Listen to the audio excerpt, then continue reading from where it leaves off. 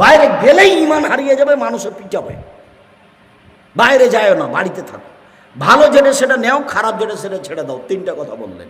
তখন সাহাবী বলছেন, আল্লাহর নবী, আচ্ছা ঠিক আছে, আমি বাড়িতেই থাকলাম, বাইরে গেলাম না, কিন্তু ও যদি আমার বাড়িতে এসে মারে?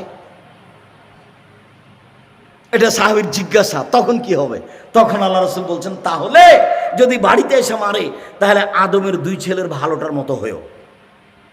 আদমের দুই ছেলে, কাবিল বলল, এ হাবিল, তোকে আমি মারবো। তখন হাবিল বলল, তুমি মারো মারো, আমি তোমাকে মারবো না। কথা বোঝা গেল না? বাড়িতে এসে যদি মেরে যায় তবে বলতে, তুমি মারো, আমি তোমাকে মারবো না। তুমি আমার পাপ আর তোমার পাপ নিয়ে বিচারের মাঠে উঠিও, আমি পাপ মুক্ত অবস্থায় উঠব। বোঝা গেল না কথা? যখন সাহাবী বললেন যে ঠিক আছে আপনার কথা আমি মানলাম, মুখটা বন্ধ রাখলাম, বাড়িতেই থাকলাম, তো ওই যদি এসে আমাকে বাড়িতে মারে তো আমি কি করব? তখন কি উত্তর দিলেন আল্লাহ নবী বলেন তো? আদমের দুই ছেলের ভালোটার মতো হয়েও, আদমের দুই ছেলের ভালোটার মতো হয়েও। ভালোকে হাবিল, খারাপকে কাবিল। কাবিল হাবিলকে বললো তোকে মারবো। তখন হাবিল কি বলল? তুমি মারো মারো, আমি তোমাকে মারবো না। ঠিকই কাবিল এক সময় হাবিলকে মেরে দিলেন, লাশ পড়ে আছে, কি করতে হবে তা তো জানে না। যখন মারা গেছে তখন মনটা খারাপ হয়েছে, মানে নিজের ভাই তো, মনটা খারাপ হয়েছে, কেমন হয়ে গেল, কি করলাম। দুটো কাক এসে মারামারি করলো, একটা মরে গেল, তো জীবিত কাকটা গর্ত খুঁড়ে ওকে পুঁতে দিল।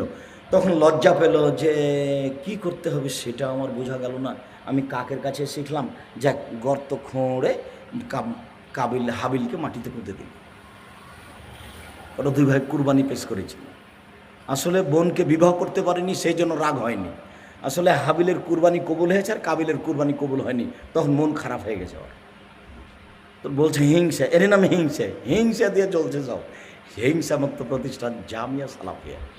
অবাক হবেন আপনি, 50-60 জন শিক্ষক বসে আছেন আপনার বাড়ির পাশে, যেটা কেউ কোনোদিন কারোর বিরুদ্ধে মুখ খুলতে পাবে না, মুখ খুলতে পারবে না, মুখ খোলা নিষেধ, শিক্ষকদের ঘোষণা দেওয়া আছে।